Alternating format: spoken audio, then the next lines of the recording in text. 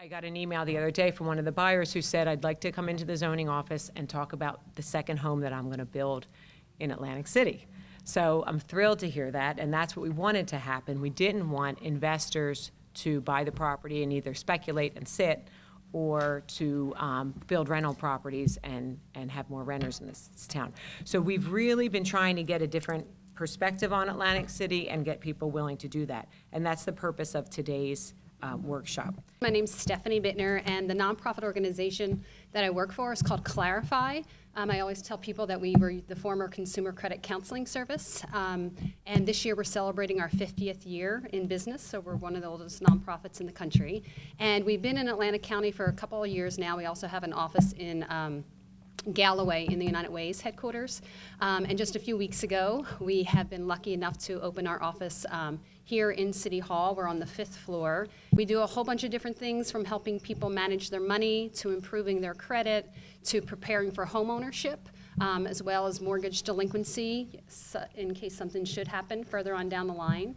So I don't know how many of you in the room are actually future first-time homeowners, but just some quick tips about improving your credit. One, you want to have at least 2 to 3 accounts that are open and alive where you're making payments every month on time, because credit scores are based on behavior patterns. So every month making a payment on time, 6 months in a row, becomes a pattern. There's a lot of our folks that do things with just cash, or they have maybe old collection accounts and they don't realize that's not really going to help them get their credit where it needs to be. The second game piece is for anyone that does have credit cards. The rule of thumb is you always want your balance to at least be 50% of the limit. Someone has a $1,000 limit on their credit card. If they owe $900, that's going to throw off a red flag. They're getting too close to the limit. Their score is going to drop. If they can start making payments, get that down to 500, which would be the 50%, score is going to rise. Additionally, if they can get it ideally to 30%, keep making payments, the score is going to rise even more. So that's my second tip. Third tip is that if you have credit cards and you're thinking, okay, I have 4 or 5 credit cards, I'm tired of playing the credit card game, I'm going to close all these accounts. Actually, that's going to end up hurting someone's credit score, because not only are they looking at your account individually, but also on an aggregate basis. So if I have, 5 credit cards and I have a $1,000 limit each, and I have 5,000 available, and I owe $1,000 today, I look pretty good. I only owe a small percentage versus what I, have available. But tomorrow I wake up and I close 1, 2, 3, and 4. Now that $4,000 is gone. I only have $1,000 that was available. I still owe that $1,000. Now I'm at 100% capacity. My score drops significantly. I don't owe $1 more than I did yesterday, but just because I closed all those accounts. Take advantage of the service. We are doing that using our Community Development Block Grant funds, okay? So it's grant money that we decided to prioritize for this because we want the residents of Atlantic City to have financial empowerment and independence and have the ability to buy a home, rent a home, open a business, and be successful. It's very difficult to get people in Atlantic City to qualify for the rental housing, and this was affordable rental housing, because their credit scores weren't where they needed to be.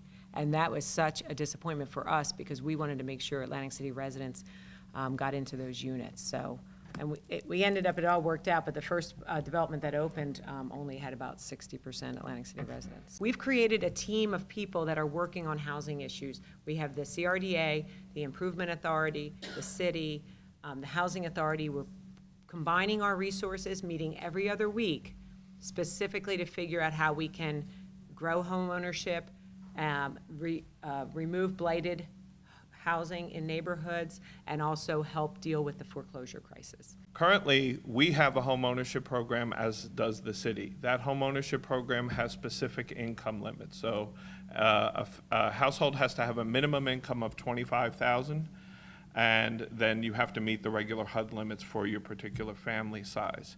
During the air show, during Labor Day, during Miss America, and put the idea out there that, hey, maybe you could live here. Maybe you could have a second home here. We're going to do a campaign that says, on the expressway, that says, if you owned a home in Atlantic City, you'd be at the beach already.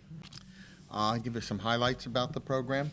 Program doesn't have an income criteria, much like the city-ran program.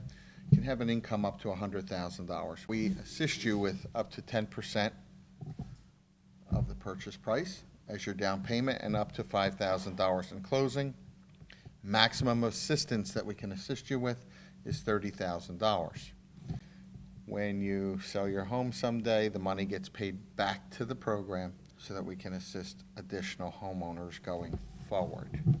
But you make no payments on it as you're going or staying. The city has a first-time homebuyer program, had it at least 20 years.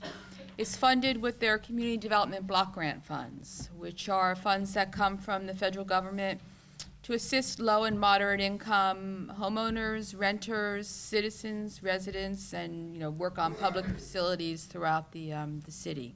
The funding that's provided is if the house costs more than $100,000, you can get up to $20,000 to go for down payment and closing cost assistance. There will be a lien put on your property, but it's only for 10 years if the house costs more than $100,000, and it's forgiven over the course of those 10 years, so that if you were to sell after 10 years, the whole mortgage would just be discharged. If the house is less than $100,000, the maximum available is $10,000, and the lien is only for 5 years, so it's cut in half. To address the quality of life issues in Atlantic City, we felt there were several things we needed to do.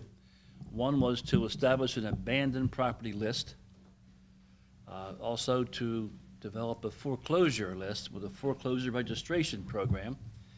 And the last piece we just introduced this past week was an excessive use of services ordinance. So all three of these things we think can help improve the general overall neighborhoods of the city. Sent out our various code enforcement people, including Clint, to walk and drive through the neighborhoods to determine what we called abandoned properties. Now, that means it had to be vacant for at least 6 months, in need of rehabilitation. Construction could have started and stopped, at least 1/4 of property taxes in arrears, and also if it's a nuisance property to the neighborhoods, fire hazard, health hazard, something that would bring down the quality of life to those neighborhoods. As of today, we have 501 abandoned properties. And I'll give you a by ward breakdown. The first ward has 93. The second ward has 56. The third ward, 186 abandoned properties. The fourth ward, 83. The fifth ward, 16. And the sixth ward, 69 abandoned properties. Okay, so it's very significant. And like I say, it's a constant effort by our property maintenance staff to go out and review properties, look at properties, and we'll take some off. It could be a summer home or a home that the family had and their parents passed away, and it's just unoccupied. So, we'll work with residents in that regard. But the main goal is to get the abandoned properties identified, and then we're going to further identify them, that what may be able to be purchased and rehabbed and redeveloped. There are some that will be coming down. We're being very aggressive with the demolition of properties. And we're using CDBG monies for that, as well as CRDA monies for demolition. So we demolished the Lighthouse mid-rise buildings over there, those 3 buildings. They've come down, and that's really improved the area. We're still fighting with that one little property in the middle with a bank to get that taken down. They call, email, and say, hey, check this property out over here. There's a lot of drug activity here. This needs to be cleaned up and boarded up. So they've been very, very good to work with. I've been around for quite a while and worked in a lot of cities doing all kinds of work, and I think the police department here is by far the most cooperative that I've ever seen. Just to give you an idea of the number of properties, and it is in all neighborhoods, okay? So, and then there's some that are both foreclosed and abandoned. So the state law also allows us to turn the property over to a redeveloper that's gonna rehab it and, have possession of it and have ownership of it. How we're gonna do it is to do a request for proposals for developers, contractors, anyone that has the capability to rehab these properties. We're gonna attach the list of the properties, probably a priority list. I don't think we wanna start with 500. I think that'd be We're overwhelming. gonna keep it maybe 10 or 20 per area, Per ward or or neighborhood something. or whatever. So maybe 100, right? And then ask for those developers that are bidding to say which properties they want, and how much they would pay, because some actually would have value, right? And the owner, by the way, the owner that walked away, or whoever the owner is, does have to be compensated for the fair market value. But under this state law, the cost of rehab or demolition gets subtracted out of the appraised value. So the whole point of this is to take these abandoned properties and make them be useful, right? So you have to be able to commit to that. And if you can't or you don't meet that requirement, then the city takes it back. I have a property on 707 North Michigan Avenue. Now, that's a duplex, and I'm looking for a person to move into it, live in one section, live in one of them, and rent the other one out, so that they can have some income for themselves. That's paying their mortgage for the next 30 years. We will go with Clarify because our people have to go through 40 hours of home buyers and being a good homeowner workshops with Deck Bond. We make them go to 20 hours before the closing, and then afterwards they go to another 20 hours of housing counseling with us. And then I call myself their cousin for the next 5 years, because I'm there all the time. If there's any problems, I try to help them through the problems. I've done 28 houses in the past 5 years in Atlantic City. Not one is foreclosed. Everybody still has jobs, still working somewhere. Some of them lost their jobs in the casinos.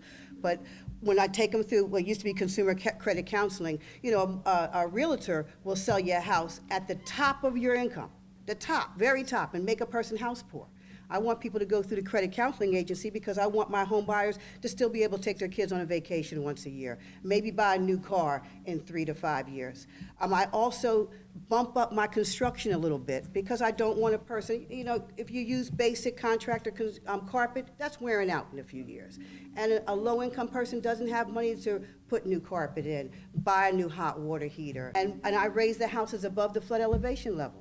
So, from the inside. So the row still looks the same on the outside, but when you go inside, you're going up about 3 feet to the first level. I'm looking for urban warriors. I want people that want to come into the city, like they did in Jersey City and Patterson and Newark and New Brunswick, and be the young millennials that'll live here and work here. So we need to bring more jobs into Atlantic City so we can have some young people. I like the idea of the second home for second home buyers, but I don't want Atlantic City to look like Ocean City. I don't want it to be dead in the wintertime.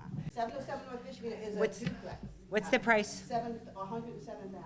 107,000 for a duplex, you get income revenue.